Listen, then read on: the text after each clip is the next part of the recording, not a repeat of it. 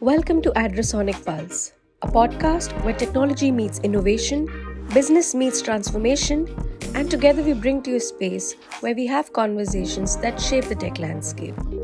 I'm your host Morvi Sharma. Joining us in this episode is JJ Bowman, Chief Growth Officer at AGIA Affinity and a certified insurance counselor.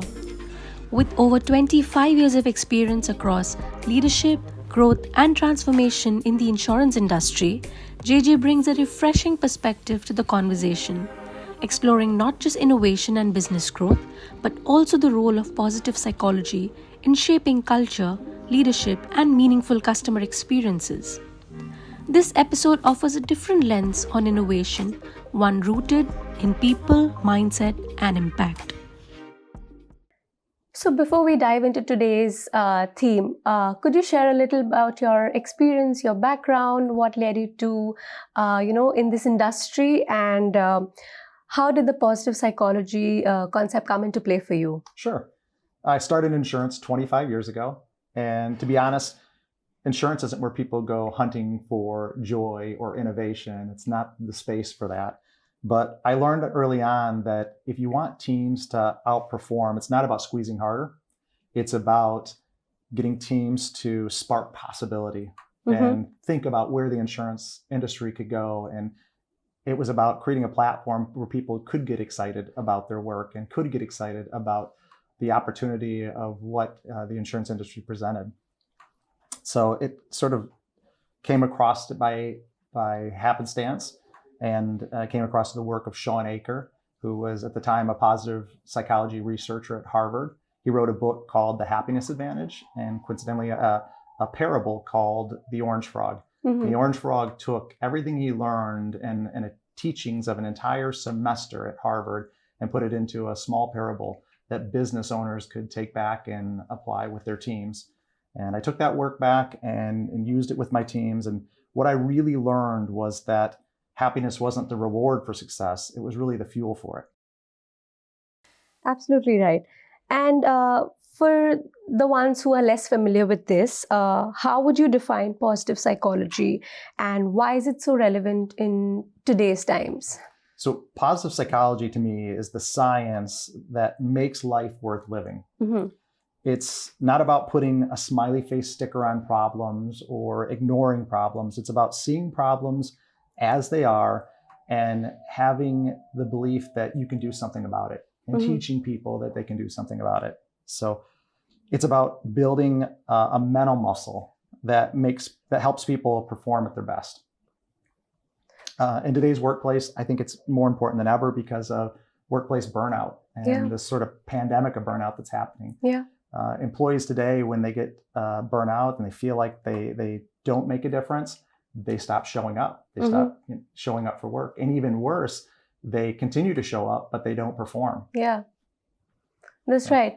So then, like you said, it sort of relates to all kinds of industries, all kinds of workplaces. It's not just, a particular industry that we'd say.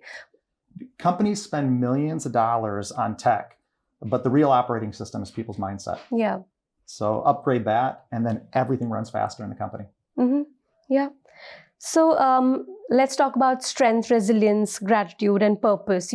These are central to this approach, I'd say. So how do these elements contribute to building a culture of innovation? I think of it like you're building a rocket, and strengths are the engine that give the rocket thrust. Resilience is the fuel tank that keeps you going when turbulence hits and when tough times hit.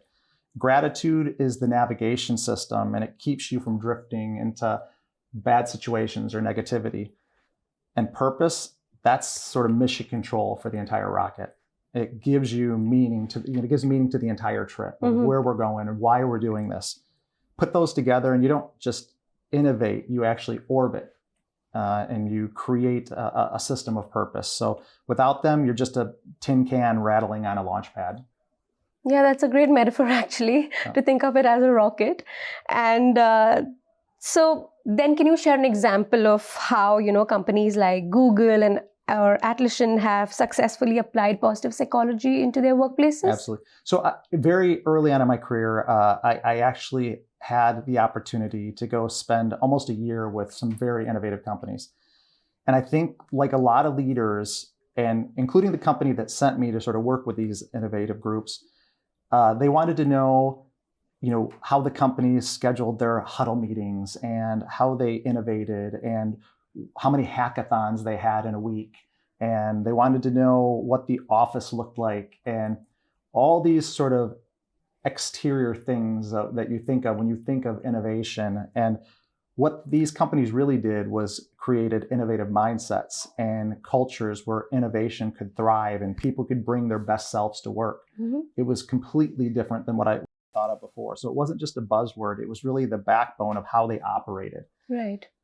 They taught people that they could speak up and fail fast. And people didn't fear failing in those cultures. If a project didn't work, they redefined it and moved on, and the entire team moved on.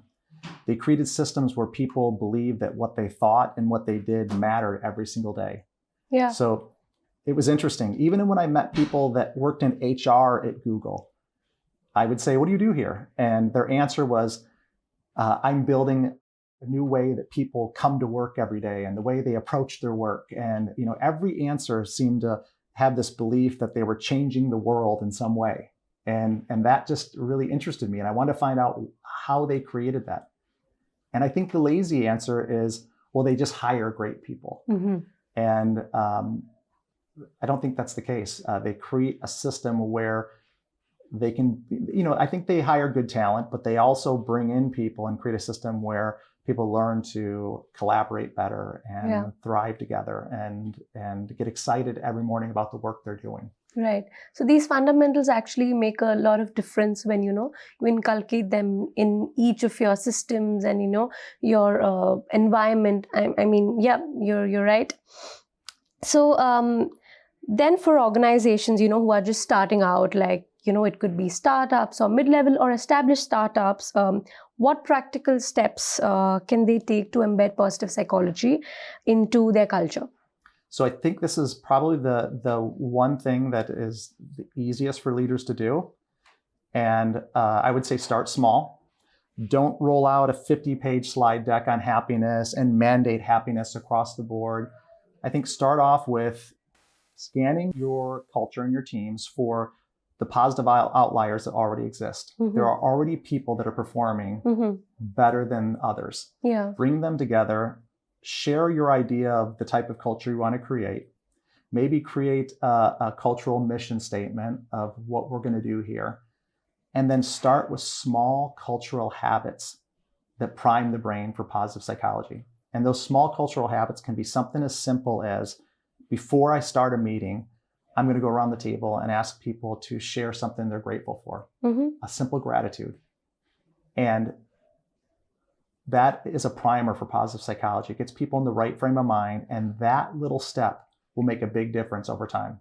I like to attribute it, and I like to sort of share a metaphor of, if I want my entire culture to get healthier, whether they believe in it or not, I can just turn the elevators off for a month and make them take the stairs. Yeah. And whether they believe in exercise or not, taking the stairs every day for a month, people are going to be healthier at the end of those 30 days. Yeah.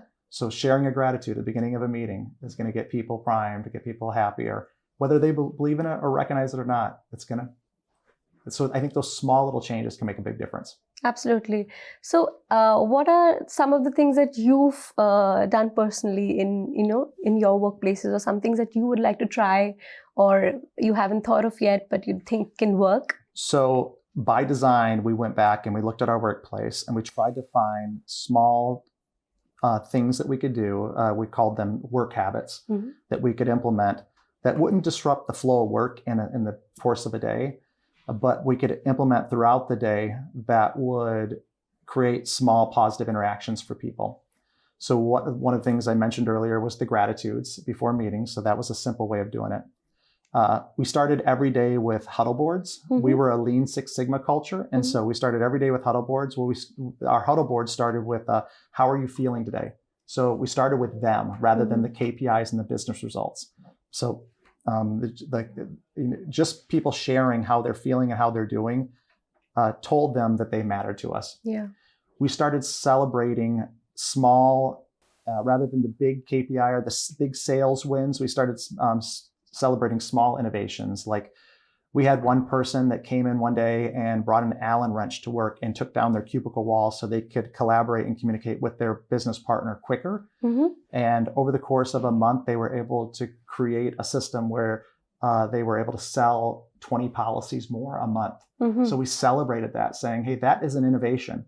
The fact that you were able to recognize, and so it was those reformatting our trophies and our wins and what wins looked like within the culture. We started small little exercise teams where we had a jogging team that went out and started jogging at 5 a.m. in the morning and ultimately ended up doing the Columbus Marathon together. And That's great. Exercise is a great way to prime positive psychology and get people in a better mood. We started things like there's an exercise called journaling. Mm-hmm. And journaling is when you reflect back on a positive experience you might have had. And when you share that with other people, your brain doesn't know if you're actually experiencing that positive experience or you're actually reliving it. Mm-hmm. And you get the same chemical effect in your brain. Mm-hmm. And so again, it primes you for success. So rather than having people journal, we would just ask them, tell us about your favorite family vacation you went on.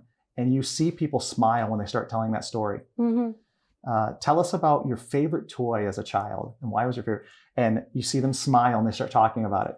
And what that's happening to the brain, it's actually putting them in a positive mental state and preparing them for better results.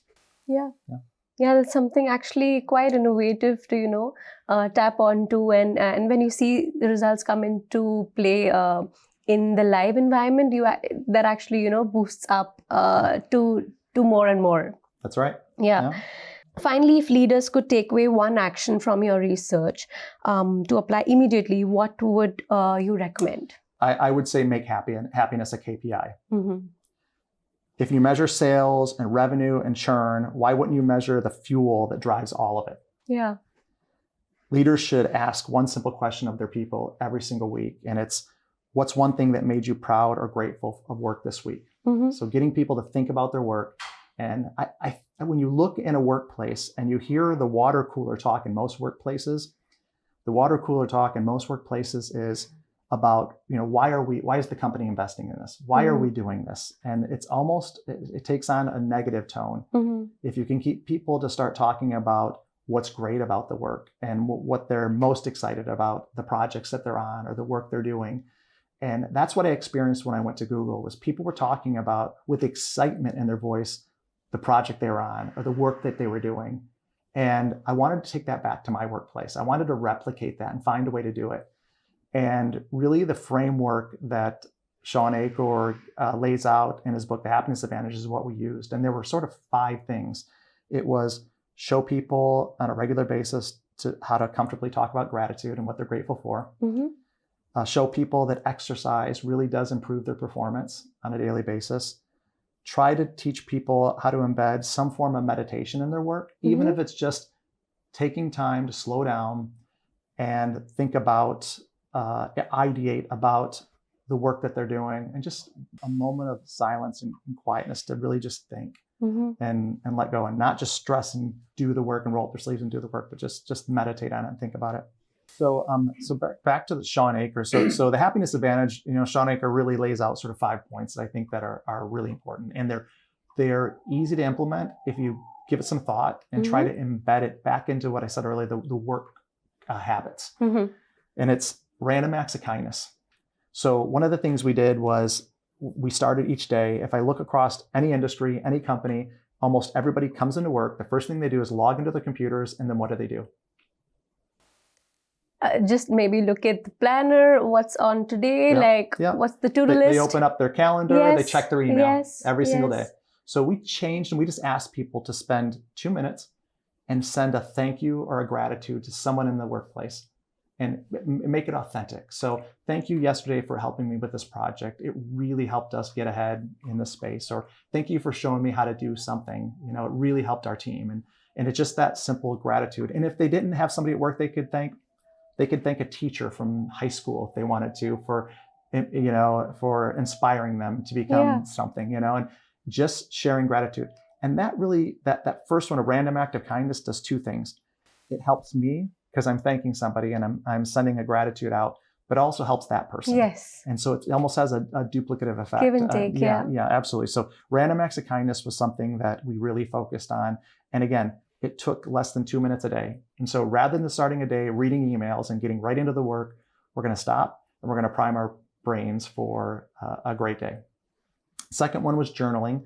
And journaling, we changed to, rather than actually writing down a positive thought or a positive memory, we had people start sharing it and reflecting on a positive experience. Tell us something that went well with the project last week, or JJ, you went and visited Google last week. Tell us, something that really stood out as a great, and just me sharing that memory, my brain chemically doesn't know if I'm actually experiencing it or, remembering it. It reacts the exact same way. And so we had people reflect on positive experience. And that was sort of the journaling that Shawn talks about in his book. The third one is exercise. So even if it's just 15 minutes, and Apple is famous for their walking meetings.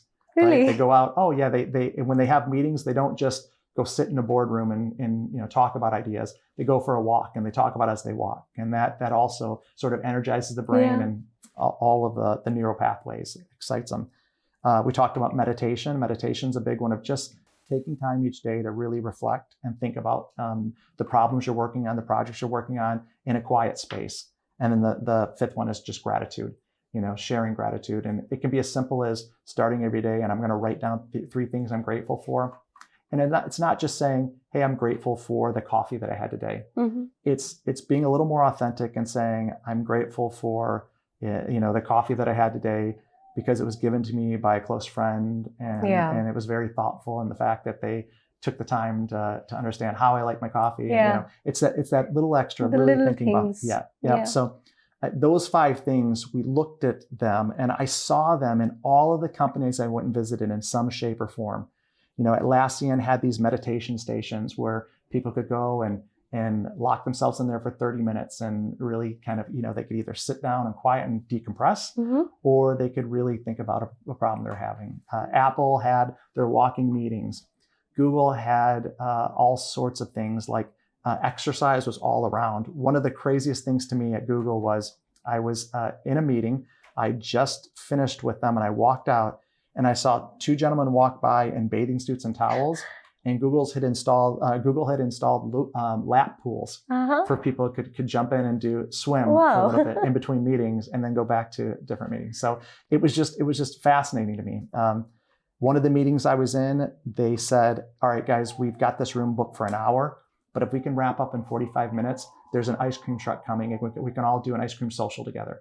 And so everybody was excited about it. They worked really hard and then they went and socialized for a little bit. And that's what I saw, was this rhythm of working really, really hard and intensely and then socializing for a little bit and then working really hard and then socializing a little bit. Another meeting I was in at Google, we worked for 2 straight hours on a project. And then they had a bowling alley in one of their meeting rooms and we went and bowled for a little bit as a team. And it was literally like 15, maybe 20 minutes that we bowled together. But I watched people high-fiving, hugging each other, and then hopping on their Google bikes and going across campus to their other meetings, and I watched this happen all the time. And then I went back to my culture and I saw people sitting in, 10-foot cubicles, head down, punching the clock, working for 8 hours and going home and just hating life. And I thought, I've got to change this.